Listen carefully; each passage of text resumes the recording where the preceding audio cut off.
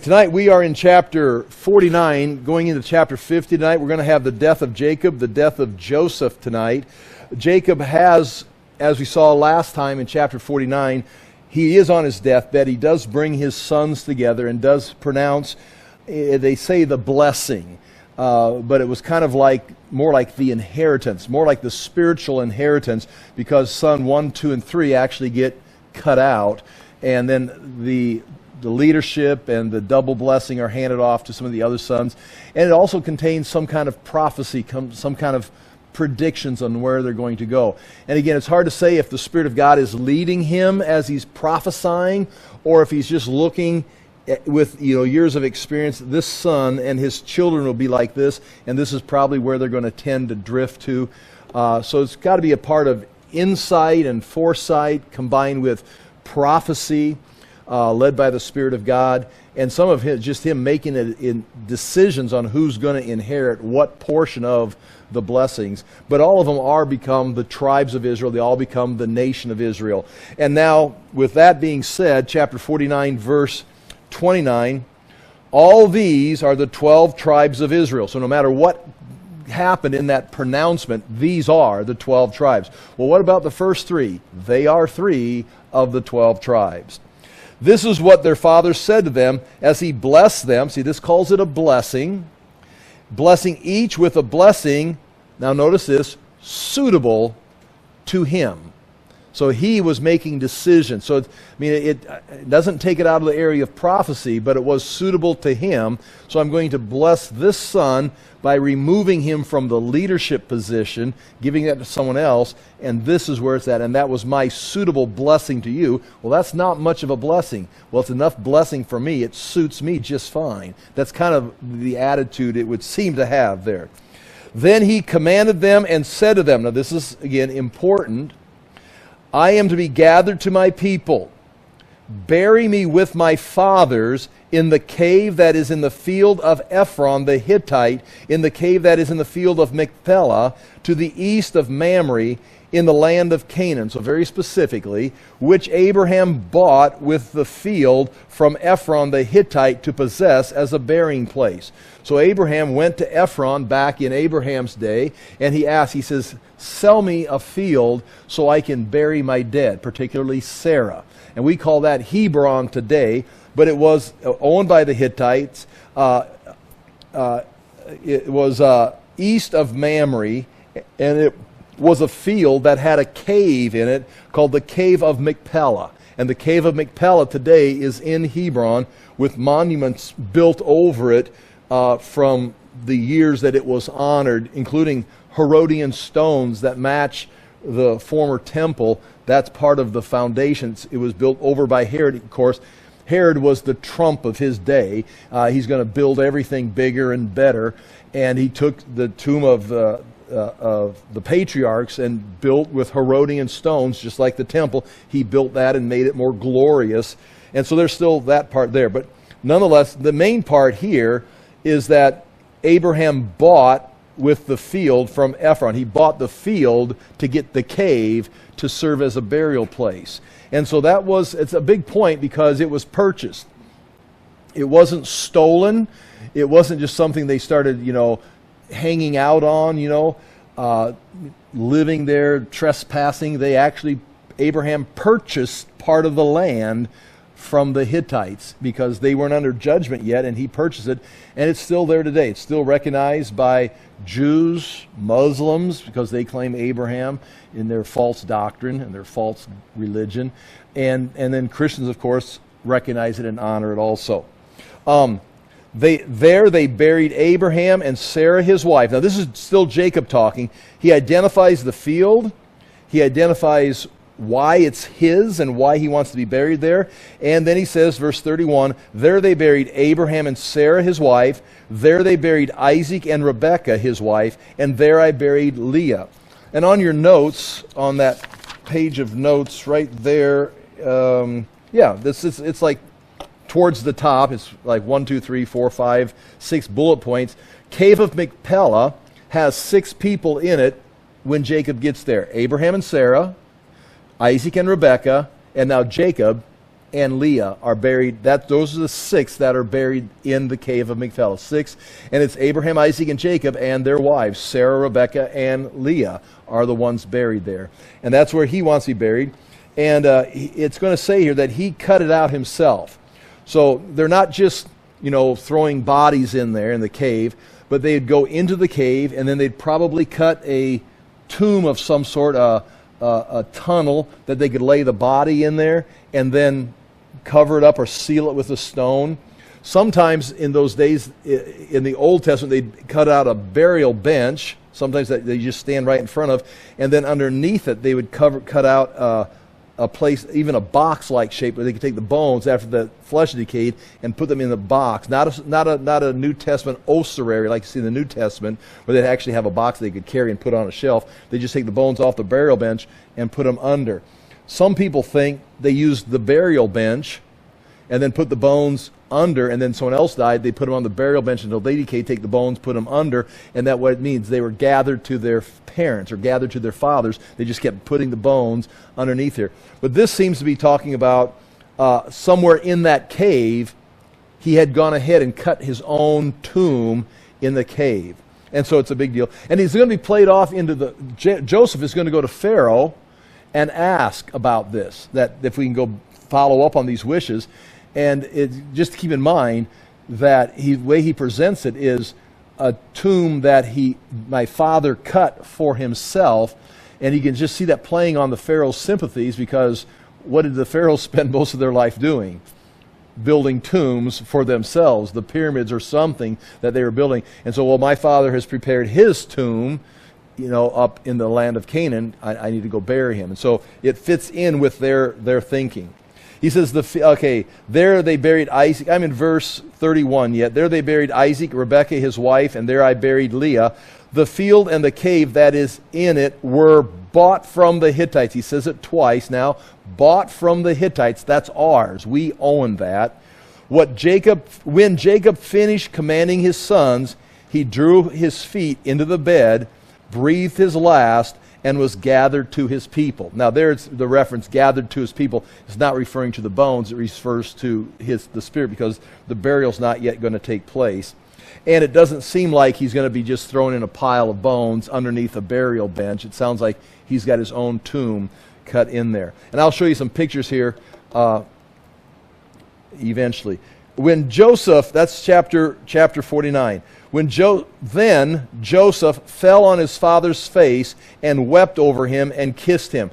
And that's kind of interesting, because before Jacob leaves the land of Canaan to go down to Egypt, God told him, everything will be fine. I will go with you. In fact, he says, your son Joseph will close your eyes.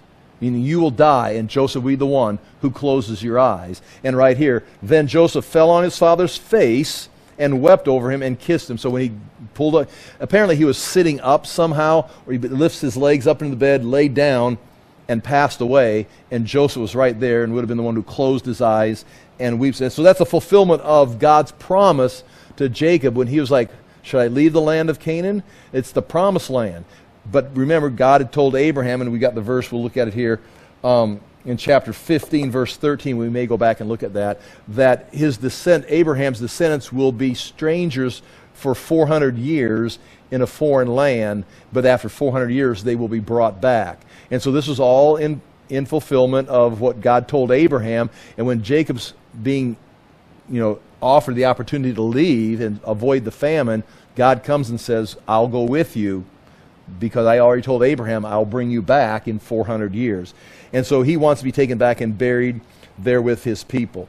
But Joseph fell on his father's face and wept over him and kissed him. And Joseph commanded the servants, the physicians, commanded his servants, the physicians. Now that's a great, just interesting line. He commanded his servants, the physicians, to embalm his father. So the embalmers were trained professionals. It was a big deal. But the embalmers were also part of the priesthood of the spiritual realm. They prepared the body for the tomb. Here they're called the servants of Joseph. So if you go through the rank, it's not like he's got 10 servants over here. It'd be like, the hierarchy of the government. There's Pharaoh, and there's probably some servants of Pharaoh. Then Joseph's at some level in the hierarchy, and then anyone underneath that would be his servants. And if you look on the page of the notes, I've got these things written down, just to, some of these things. But the Egyptians embalm bodies, and that's why we still have, the mummies. But they preserve the body in their spiritual understanding, for the spirit could re-inhabit the body in the afterlife. They saw the body. They believed in an afterlife. They believed in the body being part of the afterlife, and the spirit that left is going to re-inhabit that body some fashion in the afterlife. Again, I don't want to say it's a Christian doctrine, but it's what we believe. We believe the spirit is going to inhabit the physical body in the afterlife. We call it the glorification, the resurrection. Jesus demonstrated it for. He's the only one that's there right now, living in a resurrected body, but we also will be. Again, I'm not saying the Egyptians were of the same religion, but it's interesting how certain truths seem to permeate through cultures. They get twisted and culturized and adapted to their own situation. But here, they believed in life after death. They believed in the spirit continuing to live, and they believed in the reunion of the spirit and the body, and that's why it was important for them to preserve the body. And again, it got twisted up with, all kinds of other religions and the occult and everything else. But that's what happens when you get away from the truth. But that's interesting. The physicians were the mortuary priests. So when Joseph calls his servants to embalm his father, they were the physicians, the mortuary priests, who were experts in embalming. Embalming began, as best as they can tell, in 2600 BC. So, about 800 years before this, they began the embalming practice. And the process takes 40 days, and it's basically a drying out of the body. It dries out the body. The embalming process, they take 40 days, and the ideal is to dry out, get the moisture out of the body so it can't decay. I mean, they've studied this for 1,000 years on how do we preserve the body. Well, the best way, the bodies that dry out like a raisin are still here. And so that they did that. And it takes about 40 days to remove all the body fluids and dry it out.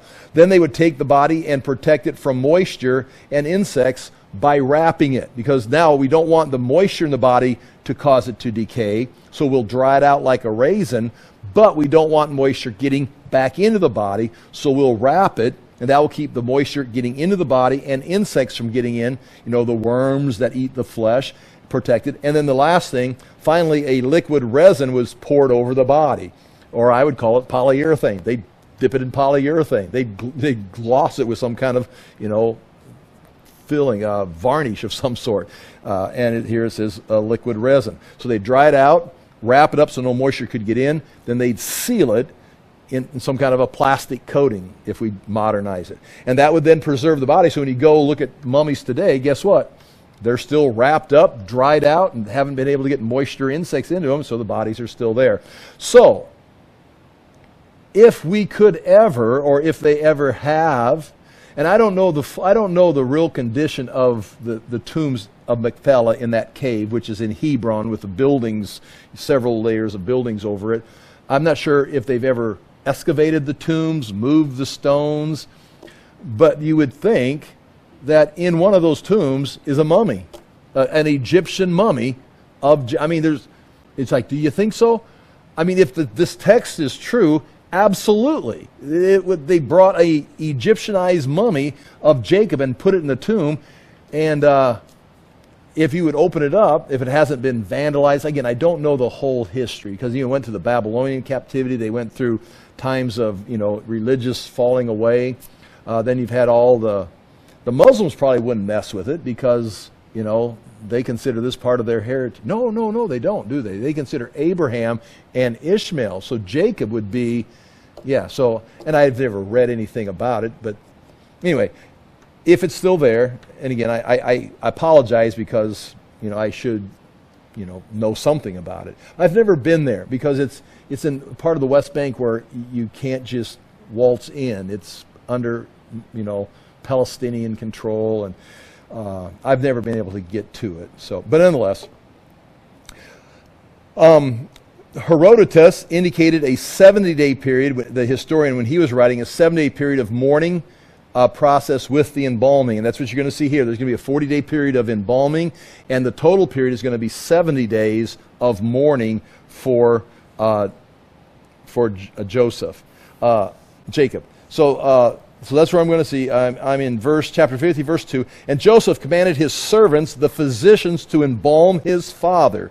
So the physicians embalmed Israel. Again, notice they use the name Israel for Jacob. 40 days were required for it. See, that's a scientific, historical, documented number. 40 days was required for drying out the body. Herodotus records it. History records it. Science confirms it. And here it is, right here in the text. For that is how many are required for embalming. And the Egyptians wept for him for 70 days. And that matches, again, the process of the mourning. 40 days for embalming, and the whole period of mourning was 70 days. So it's not only the sons, the tribes of Israel, or Joseph who's mourning, but you're going to see it's the Egyptians.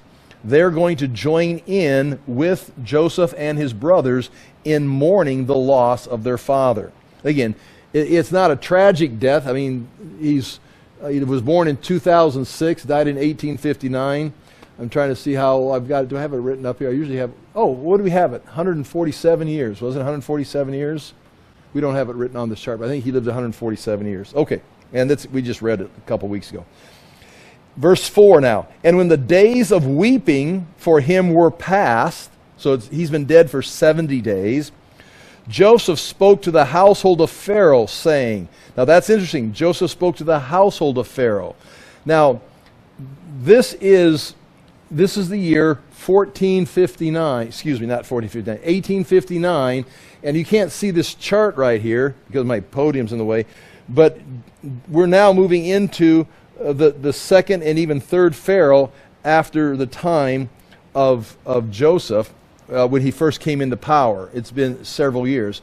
So it's not the Pharaoh that's ruling is not the same Pharaoh who exalted Joseph. Time has marched on and the pharaohs have changed, but Joseph maintains his position. And so I've got written down in the middle of the page on page 1, Genesis 50, verse 14, that there's 4 stages that are going to take place right here. Chapter 50, verse 1 through 3 is the mourning and embalming.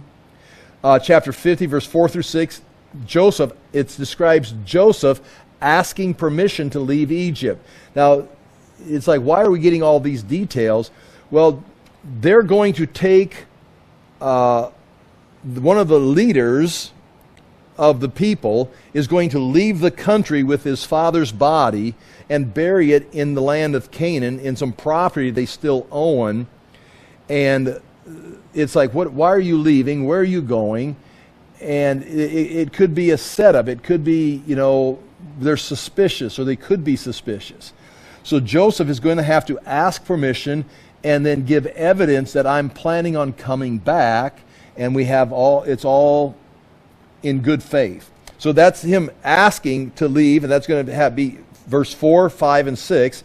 And then the funeral procession, which is very interesting also, because this could have been covered. And so they buried Jacob in the cave of Machpelah with his grandfather and his father, and then end the book of Genesis. But instead, we're going to get a description of this funeral process.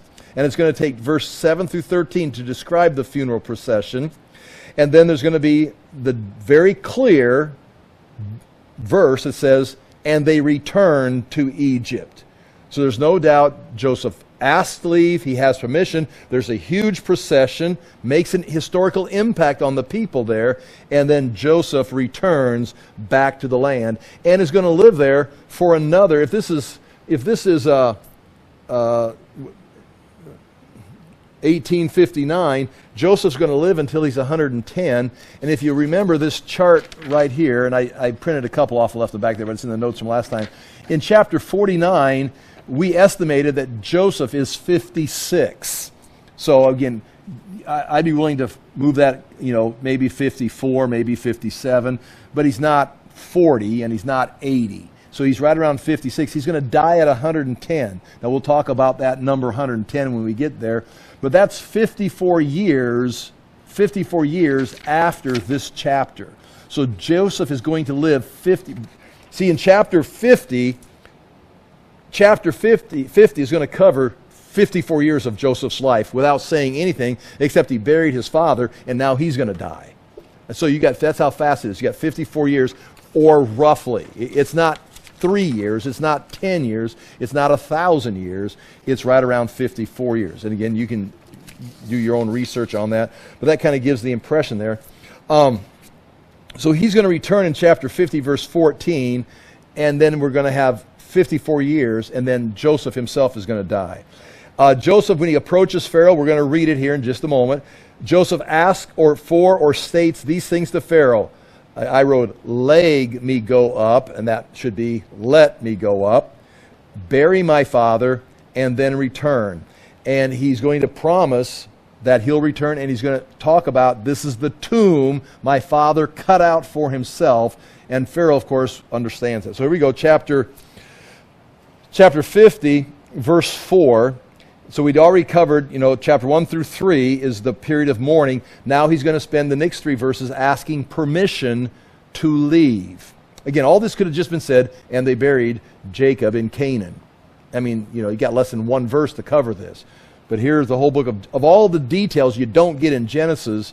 You get details of Jacob's mourning, funeral procession, and even Joseph asking permission. And when the days of weeping for him were past, so that's 70 days, he's wrapped up, he's embalmed. The nations had their flags at half-mast for 70 days. Joseph spoke to the household of Pharaoh, saying, "If now I have found favor in your eyes," watch, "please speak in the ears of Pharaoh." Now, so Joseph now isn't going directly to Pharaoh. He's talking to the household of Pharaoh. "Go to Pharaoh and speak to him for me, saying, my father made me swear," so now I've taken an oath, saying, and he did, "and my father said," Joseph now is quoting Jacob to the household of Pharaoh, who's going to take this message to Pharaoh. Joseph says, Jacob said, "I'm about to die in my tomb that I hewed out for myself in the land of Canaan." Now, if you go back and read just the last chapter, I'm not saying that's not what Jacob said, but that's not, all that information's not recorded. I'm sure Jacob said many things on his deathbed that are not recorded, but this is the part that Joseph brings to Pharaoh's house. And this is a nice translation. I'm not sure what translations you're reading, but in the Hebrew, "My father made me swear, saying, I'm about to die. I'm about to die." And now the sentence proceeds this way: "In the tomb that I hewed out for myself in the land of Canaan." I have hewed out a tomb in the land of Canaan for myself. "There shall you bury me." He says, I want you to bury me in the tomb that he starts off with the definition. The tomb I cut out for myself. I have prepared a place. And that's going to play very well in the ears of Pharaoh, because they're all building places for themselves. Now my father, in the place that he prepared for himself, that is where I want to be buried. "Now therefore," Joseph says, "let me please go up and bury my father. Then I will return." And Pharaoh answered, "Go up and bury your father as he made you swear." You're under oath. You need to keep your oath. You may go up. So Joseph went up to bury his father. With him went up. Now again, this is interesting. With him went up his 11 brothers. Well, no, they did. But with him went up all the servants of Pharaoh, the elders of his household, and all the elders of the land of Egypt. So this is not a couple dignitaries that come along with him. This is, and it's going to be stated, this is a major procession of Egyptians going up and burying a Hebrew. Now Joseph is there, his brothers are there, but it certainly appears there's way more Egyptians dignitaries, not just Egyptian people, but dignitaries that went on this procession back to the land of Canaan. I'll read it again. Went up with him all the servants of Pharaoh, the elders of his household, and all the elders of the land of Egypt, as well as the household of Joseph, his brothers, and his father's household. Only their children, their flocks, and their herds were left in the land of Goshen. So they leave, and again, when they say they leave the children there, they didn't leave them, child endangerment, unattended. They probably left their servants or their younger, or the older children watching or whatever, or the people that were in charge of the children. But that's a guarantee. When you leave your children in the homes, you leave the flocks and the herds back home, and you go, you have nothing to sustain you. You left all your possessions, including your family, back. You are coming back. So that was the guarantee. We're coming back. And there went up with him both chariots and horsemen. So the chariots and horsemen, it's a big procession. It was a very great company. If that's not enough, there it says that it was a very great company, and they all look like Egyptians, except that group of Hebrews that's going up with the Egyptians, and half of them, they've lived in the land for 20 years. They look like Egyptians. When they came to now this is interesting, when they came to the threshing floor of Atad. Now again, I want to give you a map, but no one knows where that's at, which is beyond the Jordan. Now that's even more confusing, because it can be said beyond the Jordan, you've got the Jordan River, here's the Dead Sea, here's the Jordan River, and here's, Mediterranean Sea, here's Hebron, Goshen's down here, they're coming up, they come right up here. That phrase, beyond, it means on the other side of the Jordan, but they can also mean beyond the Jordan, like over here. And so it's someplace. And then if it's over here, they've got to go over here, cross the Jordan, and come back. So it probably means it's a place on this side. It's just the way it's worded makes it confusing on what are you talking about? It's beyond the Jordan. So it's just identifying where it's at. They came to Atad. Verse 10, when they came to the threshing floor of Atad. Now, what's a threshing floor? That's going to be a high place, like a top of a mountain, or not a mountain necessarily, but a top of the hill, where the land's going to be low around it, so the breeze is up there. They're going to go up on that threshing floor, and they'll throw their grain in the air, as you know, and the husk blow away, and the heavy seeds fall down. The Temple Mount was a threshing floor that David bought from the Hittites there in Jebusites in Jerusalem. And so where the Temple Mount stood, or stands, the temple stood where the Dome of the Rock stands, that top of that rock right there was a very windy place, and it was a threshing floor up until David purchased it and Solomon built a temple on it. So this is the same thing. It's a high place. And so on top of this high place, where it's used as a threshing floor, the whole procession, it's full of Egyptians with their chariots and their horses and all the dignitaries and all the carrying cases. What do you call them? They have men carry like the poles with a seat up here for the dignitary. So some guys are being carried. They're all up there on that threshing floor, which is beyond the Jordan. They lamented there with a very great and grievous lamentation. Now they've been mourning for 70 days in Egypt. Now they get down into the land of Canaan on this threshing floor. And when this procession comes across the border, was there paperwork involved? Did they send ambassadors up and say, we're going to be coming in, we are not invading, we're coming here for a funeral procession? Something like that, like Moses asked to go through Edom, and Edom said he couldn't when he came out of Egypt. Was there something sent ahead? But nonetheless, the Canaanites are all gathered around. They're watching this, and they watch the procession come into the land, and then they watch for 7 days while they're lamenting on this high place. It's like, well, can anybody see him? Everybody, can anybody hear him? Yeah, and they just watch, and it's going to be recorded here. They lamented there with a very great and grievous lamentation, and he made a mourning for his father 7 days. So Joseph is in charge of this.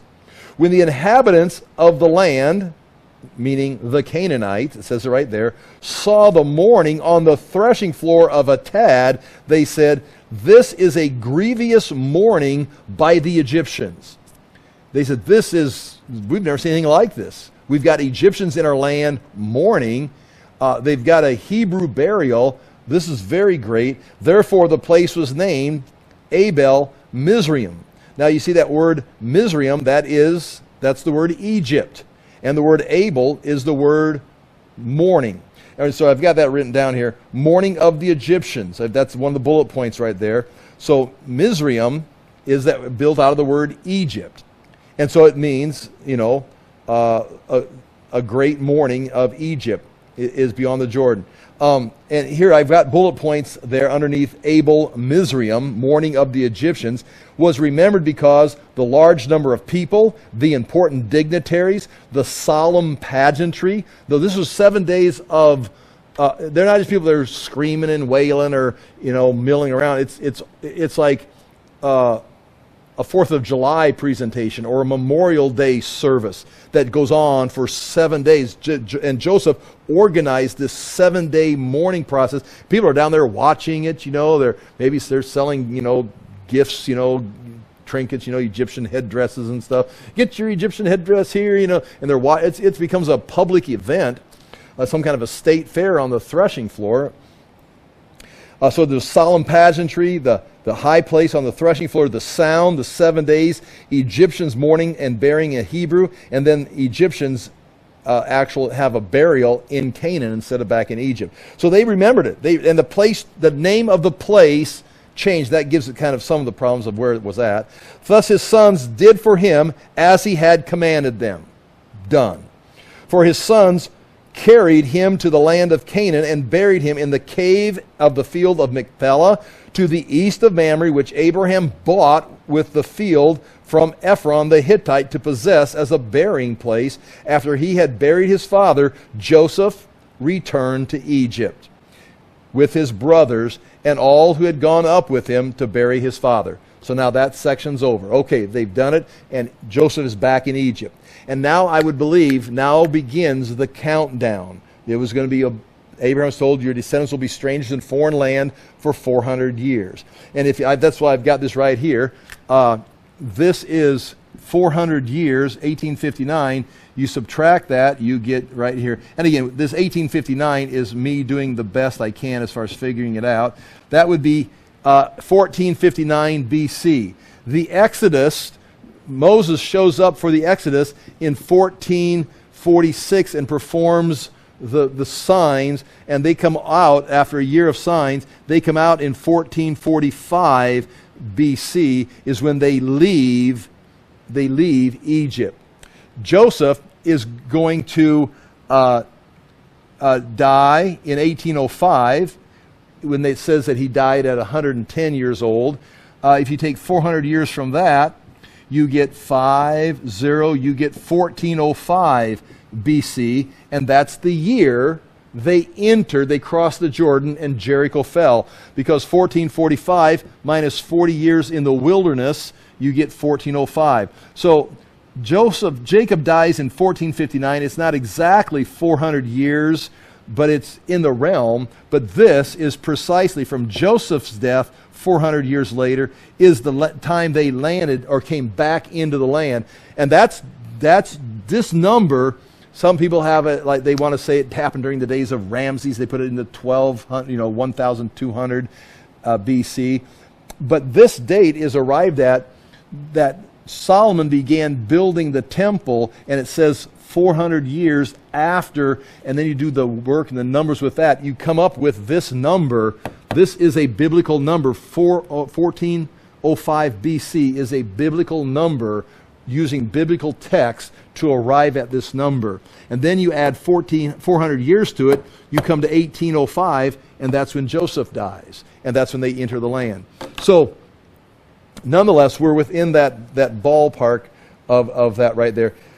And that verse is in Genesis 15:13, talking about that time period. Now, they all get back to the land, and they're going to live happily ever after. And now they're going to have like I said on that sheet that we've handed out before, Joseph was 56 years old in chapter 49 when his father died.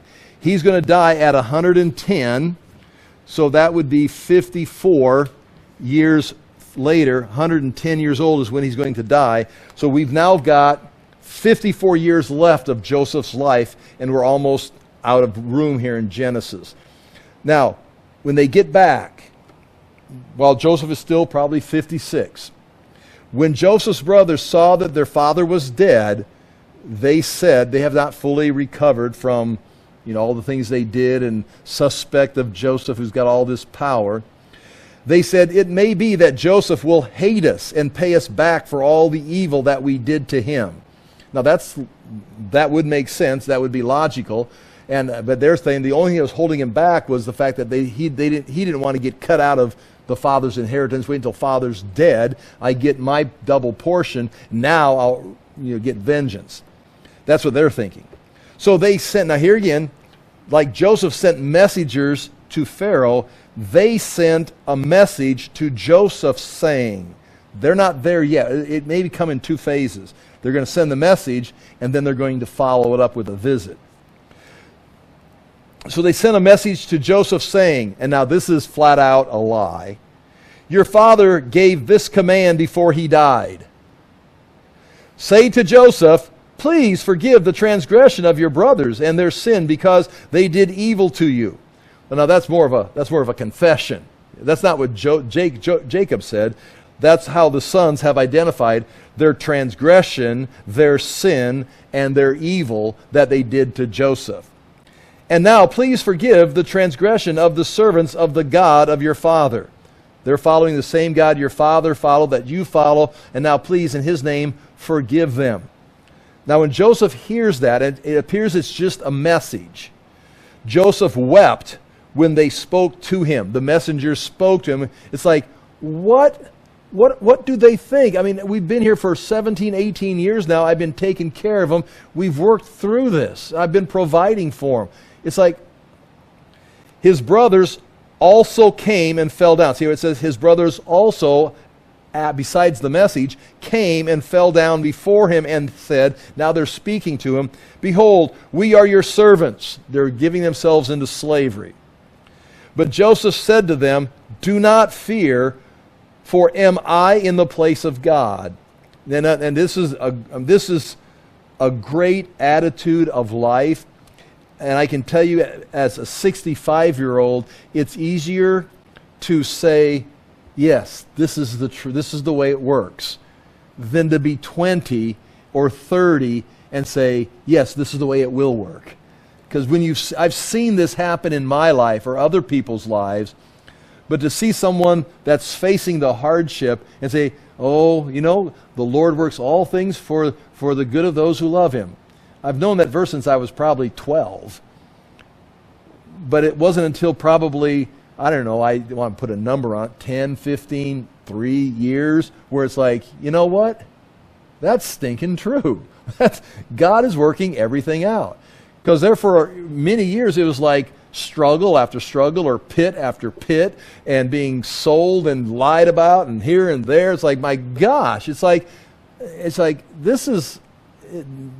God's got some major catch-up work to do.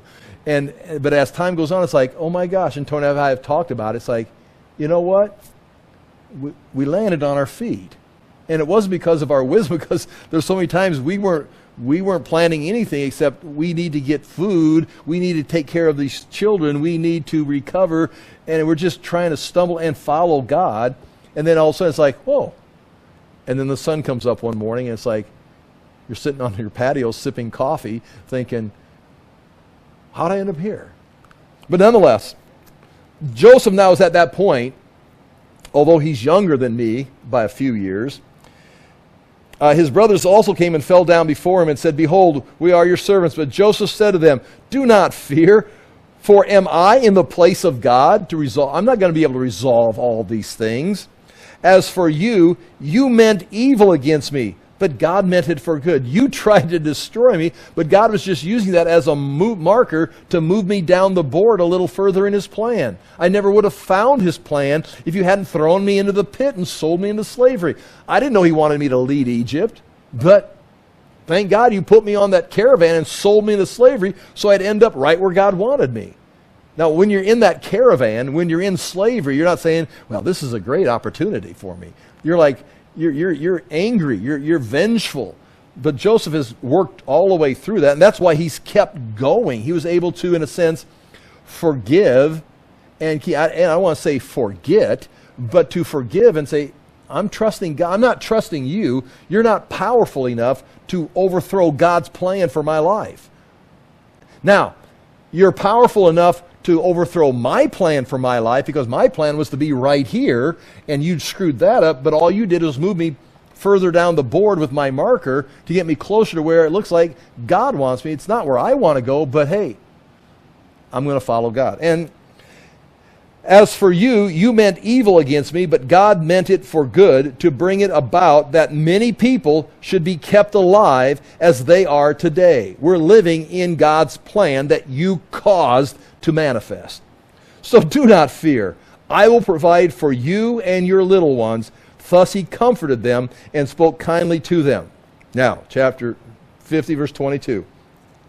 That's kind of a powerful testimony right there. And there you've got Joseph showing great faith, and you can't criticize him because he had that great faith in the cistern, in the caravan, going down in Potiphar's house, in the prison. He was able, as a 17-year-old, a 20-year-old, a 30-year-old, a 40-year-old, to stay focused and not mess it up. And it's one thing to be sitting on your patio drinking coffee when you're 65 and go, you know what, God's worked all things out. But it's not as easy when you're 20, 30, 40. You got things happening to you. You've got making your own mistakes.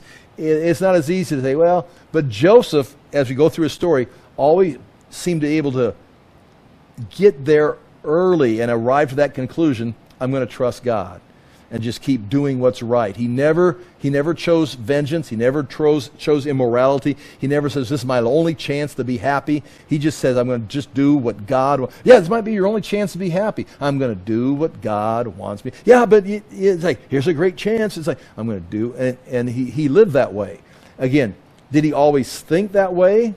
I don't know what he always was thinking, but we know what he always was doing. And that's the thing. In your mind, you can be thinking, but it's like, I'm not controlled by my emotions and what I want right now. I'm going to do what God told me to do. Anyway, that's a great story. So, verse 22. So Joseph remained in Egypt, and that means about 54 years. He and his father's house. Joseph lived 110 years. Now, something to be said about that 110 years. I'm going to take it as literal, as I do all these dates. But it does come down to 110 is in Egyptianology, in Egyptian culture, 110 is the perfect age. And that's how old you live, the full life is 110. So I'm going to say it's literal, but even in that culture, 110 was the perfect age. And Joseph, if he lived a literal 110 years, he died at a perfect Egyptian age. Now, that was, in a sense, fictional, or they'd write that and say that's the ideal age. But if it was literal, Joseph, even in that own culture, he dies exactly when he's supposed to die, living a full life. So Joseph remained in Egypt, and he and his father's house. Joseph lived 110 years, and Joseph saw Ephraim's children of the third generation. Now, if you flip over to the next page of notes, I've got so many things to show you here, and I got to check the time because, okay, I've got 7 minutes. Here is on this page from Numbers chapter 26, verses 28 through 37, when they're giving the census, when they're coming out of Egypt, the sons of Joseph according to their clans, Manasseh and Ephraim. So beginning in verse 20, those are the sons of Manasseh 400 years later. And verse 35 is the sons of Ephraim, Joseph's two sons. Now remember, those two sons were adopted by Jacob, so they're part of the inheritance of the 12 tribes. They got their own land, Ephraim's land, Manasseh's land. And that was Joseph's double portion. Whenever, not always. I was going to say, whenever Joseph's not mentioned, Manasseh and Ephraim are, but sometimes we got 3 or 4 places recorded. I don't want to go into that right now because we're done and we'll never get through this. But in verse 29, the sons of Manasseh, and then that first one of Machir, the clan of the Machirites, and then Machir was the father of Gilead. Gilead, the clan of the Gileadites. So you remember hearing this in the Bible, the Gileadites. That's the family of Manasseh. That's the family of Joseph, if they're from the tribe of Gilead or the Gileadites. And we'll talk about that here in a moment. These are the sons of Gilead, and then Izer. And so Manasseh is 1, Machir is 2, Gilead is 3, and Izer is 4. Those would be the 4 generations, or to the 3rd generation. So Izer would have known or been with Joseph, sat on his knee before he died. And then you've got Ephraim, according to the clans of, and then you've got the names there. And I've got a diagram there. Ephraim has 4 sons, Shetelah, Ezer, Elid, and Bera. And then they've got down there the sons of Shetelah, going down to Bered and Tahath. So Ephraim 1, Shetelah, Bered, and Tahath, 1, 2, 3, 4. And the same thing over there with Beriah, and then Rapha and Raseph. Those would be 1, 2, 3, 4. So that number 4, Tahath and Raseph, are also there with Joseph. That's what that verse is saying. So the children also of Machir, the son of Manasseh, were counted as Joseph's own. So just like Jacob adopted Manasseh and Ephraim, Jacob adopted as sons the sons of Manasseh as his own sons. Not as a grandson, although he was, but they were brought in as part of the inheritance. And Joseph said to his brothers, I am about to die. These important lines right here. But God will visit you and bring you up out of this land to the land that he swore to Abraham, to Isaac, and to Jacob. So understand, these people we would say are biblically literate. Now understand, there's nothing in front of this. There's no Exodus. There's no Judges. There's no Psalms of David. There's no monarchy. There's only their eschatology would be right here. And we're going to do an eschatological study here in Joseph's day. And well, this is the material you're working with. You're working with the book of Genesis and what Abraham had said. So he's talking eschatologically. What's going to happen is God will visit you and bring you up out of this land to the land that he swore to Abraham, to Isaac, and to Jacob.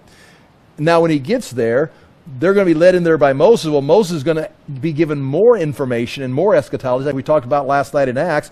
Moses is going to say, I'm a prophet that's going to establish the nation, but God in the future will send a prophet like me that's greater than me, and you cannot disobey him. You can't disobey the law of God, but there's a prophet coming after me. Well, he's projecting to Jesus, but he was only describing him as a prophet like Moses. Well, then David comes, and God tells him, a son of your own body will sit on the throne forever. Well, David knows that much eschatology, but he thinks it's Solomon. And then it tries to figure, and it's like they're blind the whole way. Now, we know all of this. We've got all of this for eschatology, and when I teach eschatology, I can put it all together, and I get up here, and I'm still like, and you know some things, but you don't know what's going to be obvious in the future. So anyway, Joseph is telling them what takes place. He says they'll take you to the land of Abraham, Isaac, and Jacob. Then Joseph made the sons of Israel swear, saying, he doesn't say, take me back and bury me in the cave of Machpelah with my great-grandfather, my grandfather, my father, but made the sons of Israel swear, saying, now again, some of his brothers are dead by this time. This is 54 years later. We don't know who, but he's talking to their sons and their grandsons. And he says, God will surely visit you to bring you out of the land, and you shall carry up my bones from here. In other words, when I leave, you come get my bones and take me away. So there's going to be a mummified. You got to believe that he was mummified. I mean, you don't have to. It doesn't say that, but his whole life's been Egyptian since he was 17. His father was embalmed. It says that. So Jacob was embalmed, or Joseph was embalmed, we're going to say, and was put in not a pyramid, permanent, but a sarcophagus that could be carried out, taken with them. Carry me from here. So Joseph died being 110 years old. They embalmed him. Okay, there's the embalming. There they did mummify him. And he was put in a coffin in Egypt. Now, a couple verses. If you go to Exodus chapter 13, very quickly. Exodus 13, verse 19. This is after the plagues, and they're being driven out of the land. And before they leave, chapter 13, pillars of cloud and fire. Chapter 13 of Exodus. Chapter 13, verse 17 of Exodus. When Pharaoh let the people go, God did not lead them by the way of the land of the Philistines, meaning straight up the coast, although that was near. For God said, lest the people change their minds when they see the war and return to Egypt. But God led the people around by the way of the wilderness to kind of toughen them up and get them ready and practice a little bit before they had to go to war, towards the Red Sea. And the people of Israel went up out of the land of Egypt, equipped for battle, but not mentally, in God's eyes, prepared for battle. They were ready or equipped, but yeah, you'll drop your weapons and run back to Egypt. Moses took the bones of Joseph with him. For Joseph had made the sons of Israel solemnly swear, saying, God will surely visit you, and you shall carry up my bones with you from here. And they moved on from Succoth and encamped at Etham. And now we're talking about the first year in the wilderness. Well, after 40 years in the wilderness, they have the entrance campaign. They destroyed Jericho. They have the central campaign, the southern campaign. Then they have the northern campaign. And now we're in the end of the book of Joshua after they've taken the land. Joshua chapter 24, please. Joshua chapter 24. So they fought all the battles of Joshua. And they've got the land, in a sense, under control. Joshua 24, verse 29.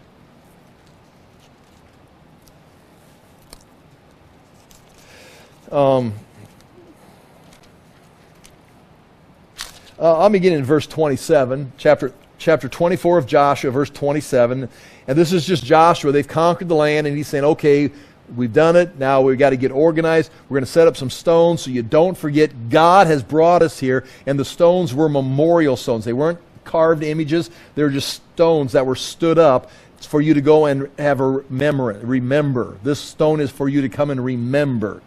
And Joshua said to all the people, behold, this stone shall be a witness against us, for it has heard all the words of the Lord that he spoke to us. Therefore it shall be a witness against you, lest you deal falsely with your God. So Joshua sent the people away, every man to his inheritance. And this has taken place right there at Shechem. And we've shown you pictures of that, possibly that stone. Up on Mount Ebal was an altar. On Mount Gerizim on the other side was where the curses were pronounced, and they set them down, and they're standing in that valley where that palace temple, the stone is still there. We can see it. And he sent the people away. After these things, verse 29, Joshua, the son of Nun, the servant of the Lord, died, being 110 years old. And they buried him in his own inheritance at Timnath-Serah, which is in the hill country of Ephraim, north of the mountain of Gaash. Israel served the Lord all the days of Joshua and all the days of the elders who outlived Joshua and had known all the work that the Lord had done. Oh, we got one part we haven't covered yet. Verse 32. Oh, as for the bones of Joseph, that go back to the end of the book of Genesis. And they've been carrying these things around for 40 years. They carried them through the central campaign, the southern campaign, the northern campaign. They had the going away ceremony, and we still got the bones here, and everybody's gone home. Joshua's dead. The people of Israel brought from Egypt, they buried them at Shechem, right there where that stone is standing, right there where Ephraim or the Mount Gerizim, Mount Ephraim. Buried them at Shechem in the piece of land that Jacob bought from the sons of Hamor, the father of Shechem, for 100 pieces of money. It became an inheritance for the descendants of Joseph. And that's right there, right where Samaria, Sychar, Shechem, that's all right there. And Eleazar, the son of Aaron, died, and they buried him at Gibeah. Now they go on. But there they buried Joseph. Now, with that, go to the very back page of the notes, looking at this right here. And what you see right there, this is at Shechem. This is the tomb at Shechem. The first picture is a modern picture. And I didn't take time to bring a bunch of other pictures in to show you exactly where it's at. You can Google it. It'll show you right on a Google Maps where it's at. But that is the tomb of Joseph at Shechem. You're looking at it. But if you look at in the back right here, you see that hill going up like this, that hill going up right there. That hill right there is Mount Gerizim. That's this hill right here, Gerizim. Well, there's that stone. That's the stone at Shechem. There's Mount Gerizim. There's Mount Ebal, and this is where this was built during the days of the judges, and it was there during the judges. But that's probably the stone. The altar of Joshua has been found up here on Mount Ebal. Right over here, right behind the building here is the tomb of Joseph. And that's that hill right here. That's Gerizim going up right there. And then right here, the picture below it is a picture from like the early 1900s. That's the same place. It's just before it was modernized. If you want to call it modernized, people have moved in there. So that's that. Go back to the beginning. This is, I've never been here, and this is some interesting information. I've got some of it pictured here, but now you've got pictures. None of these are my pictures, and I've tried to put some references on there. But this is in Goshen. No doubt, this is in Goshen. I'm on page 3. This is the city of Avaris. Avaris. A-V-A-R-I-S. I'm trying to hear. A-V-A-R-I-S. Here's that picture. And what you see right there is a reconstruction of what they excavated. They found the foundations of all this. And there's a palace-like building there on the bottom right of the picture. Right there, you can see it right there on the bottom. And it's got a wall around it, and that's where the main residence was at.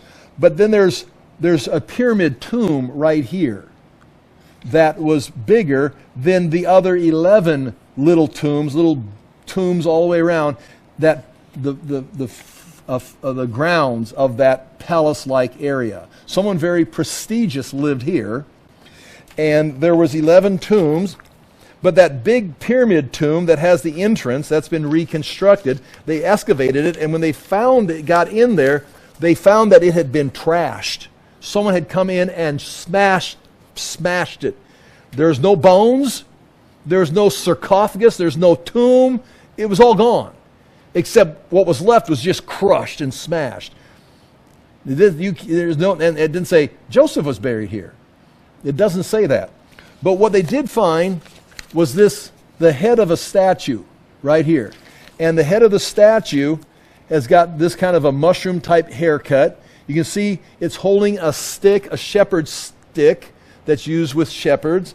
And then part of the coat, you can still see on this picture here, and you can look this up online, go to Avaris, Joseph's tomb, put a question mark by it.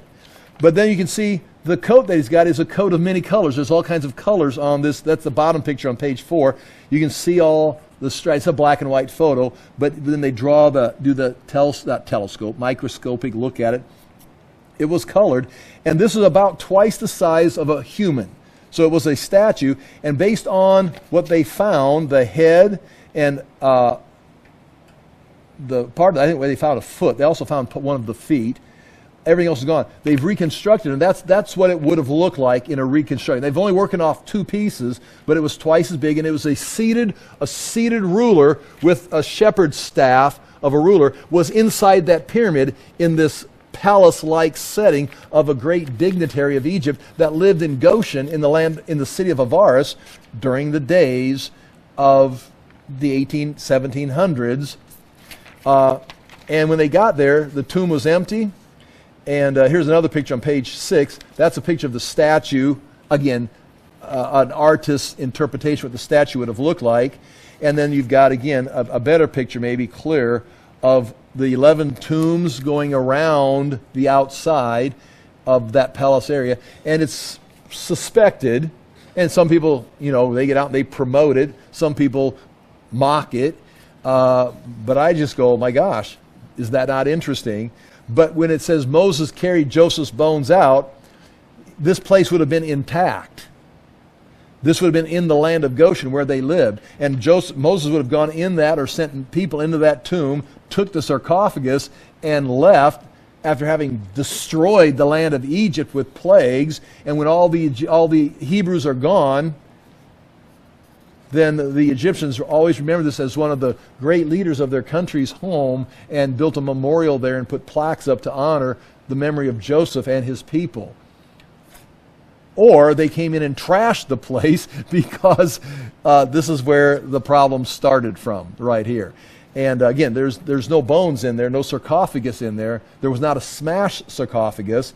It was a smashed statue that stood in front of the remains of Joseph, if that's the case. But anyway, then this is where he ends up in Shechem. So interesting, chapter 50 of Genesis, we've got at least evidence of Joseph being embalmed, put in a box. We've got evidence that he was honored, evidence that Moses would have carried that sarcophagus out, and the place where he was eventually buried in Shechem, that's still honored today. So anyway, that's that story right there. It's interesting, that last little part, and that's what all's up in here. Again, you got to be careful with that, because they didn't find Joseph's name.